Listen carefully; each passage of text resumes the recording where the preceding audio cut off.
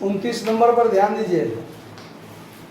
29 number में क्या है कि आप जानते हैं कि यदि साझेदारी फर्म का विघटन हो और वसूली खाता बनाना हो तो हमारे पास बैलेंस शीट होना जरूरी है। बैलेंस शीट होना क्या है जरूरी। अगर बैलेंस शीट नहीं होगा तो फिर रियलाइजेशन अकाउंट में जो हम लोग संपत्ति कितना का है, लायबिलिटीज कितना का है, ये सब कैसे लिखेंगे। तो इसके लिए हमारे पास क्या होना चाहिए, बैलेंस शीट होना चाहिए। सवाल में क्या है 29 नंबर सवाल में कि बैलेंस शीट आपको नहीं है। अगर बैलेंस शीट नहीं हो तो आपको अपने मन से मेमोरेंडम बैलेंस शीट बनाना पड़ता है। क्या बनाना पड़ता है, मेमोरेंडम बैलेंस शीट, जो आपके स्मरण से बनता है। ठीक है, सवाल को पढ़िए और उसमें आप खोजिए कि कितना आपका संपत्ति है, कितना लायबिलिटीज है, ये सब आपको अपने मन से बैलेंस शीट में रखना पड़ेगा। तो देखिए सवाल में क्या सब है, देखते हैं। गणेश, विष्णु और महेश अपने पूंजी के अनुपात में लाभ हानि बांटते हैं। अपने पूंजी के अनुपात में लाभ हानि बांटते हैं।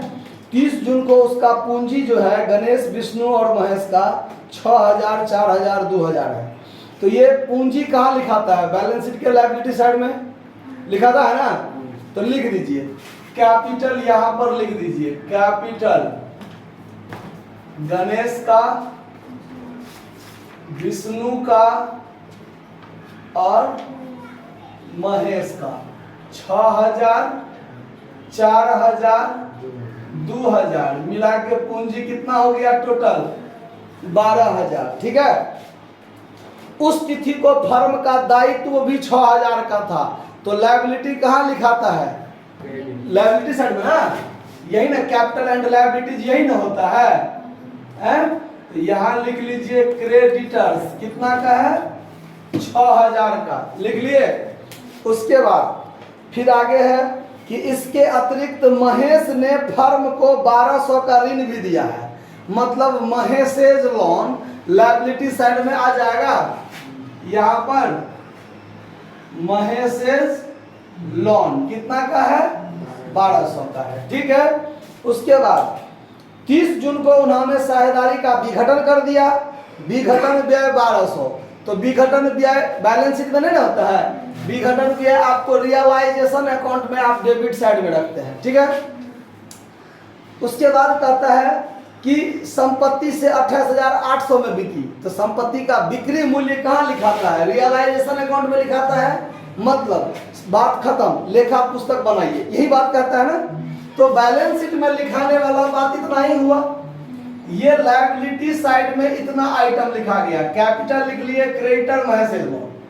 तो बैलेंस शीट के लायबिलिटी साइड का जोड़ कितना हो गया 19000। और हम जानते हैं कि बैलेंस शीट का दोनों तरफ का योग क्या होता है, बराबर होता है। अब देखिए इधर संपत्ति, अगर हमारा पूंजी इतना है, लायबिलिटीज है इतना, साझेदार से ऋण लिए 1200, टोटल 19200 हुआ। तो हमारे व्यवसाय में कोई ना कोई संपत्ति 19200 का होगा कि नहीं होगा।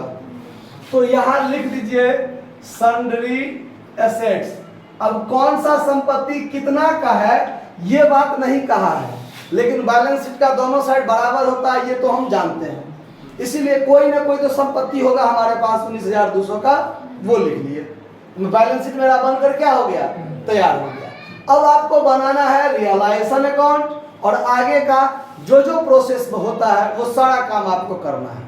तो चलिए अब रियलाइजेशन अकाउंट जो बनाइएगा तो यहां पर क्या लिखिएगा, टू सन्ड्री एसेट्स 19200 का है। क्लियर, कौन कितना का ये सब बात नहीं है। बाय सन्ड्री लायबिलिटीज में, बाय सन्ड्री क्रेडिटर्स डायरेक्ट लिख दें ये 6000 और इधर पूंजी हम छोड़ देते हैं और साझेदार का ऋण भी हम क्या करते हैं, छोड़ देते हैं। तो बाय सन्ड्री लायबिलिटीज में कितना लिखाएगा 6000। हो गया बात। अब सवाल में by cash account assets realised आपको दिया हुआ है 28000, यानी हुंडा हुंडी जो संपत्ति था 28,800 में क्या हो गया, बिक गया।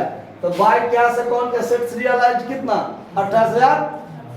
अब वसूली व्यय भी दिया हुआ है, टू कैश अकाउंट एक्सपेंस कितना 12, कितना है 1200। ठीक है, उसके बाद ये लायबिलिटी के बारे में कुछ कहा गया है तो कितना भुगतान होगा? पूरा पूरा। To cash account liability paid creditor कितना? 6 का। और सवाल में जाने वाला कोई बात नहीं है, जोड़ घटाओ यहीं पर कर दीजिए फाइनल। 28 और 6 मिला के हो गया 34,800। ये 19 से 6 25 एक 26,400। मतलब ये साइड क्या है? जाएगा। यानी रियलाइजेशन में क्या हो रहा है? हमको प्रॉफिट हो रहा है।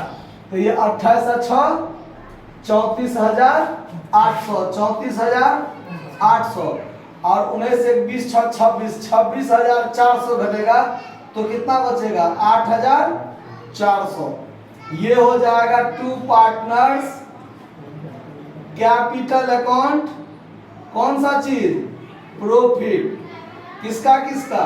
गणेश विष्णु महेश। इसको थोड़ा नीचे कर लीजिए। यहाँ कितना? 34,800। और ये भी थोड़ा नीचे कर लीजिए 34,800। अब ये 8400 को किस अनुपात में बांटेगा? पूंजी अनुपात में। 6 4 2 3 2 1 3 2 5 1 6 14 6 84 तो 14 या 4200 14 दूना 2800 1400 हो गया। 3 2 1 में बांट दिए। अब ये जो मैसेज लोन है इसका अलग से खाता खुलता है ना, तो रियलाइजेशन के ठीक बाद पार्टिकुलर अमाउंट जानते हैं। बाय बैलेंस बीडी कितना रुपया है? और इसमें कुछ होता नहीं है। यही 1200 यहाँ 1200 टू कैश अकाउंट क्या हो जाएगा? फाइनल पेमेंट 1200 इसका क्लियर हो जाएगा। अब बनेगा पार्टनर्स कैपिटल। क्या बनेगा?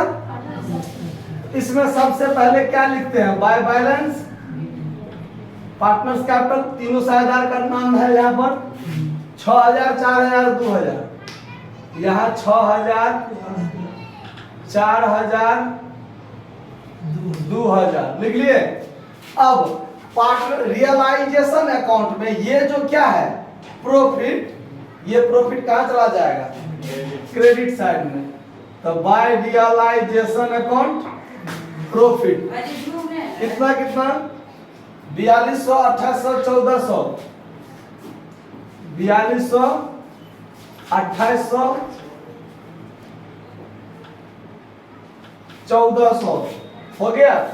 ये तीनों चीज यहाँ हो गया क्लियर। और तो कुछ इसमें है नहीं। फाइनल पेमेंट कर दीजिए जोड़ घटा करके।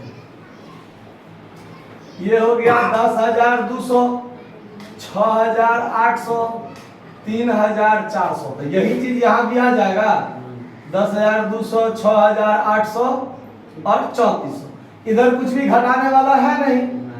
तब टू कैश अकाउंट क्या हो जाएगा? Final payment 10,200 6,800 3,400 clear.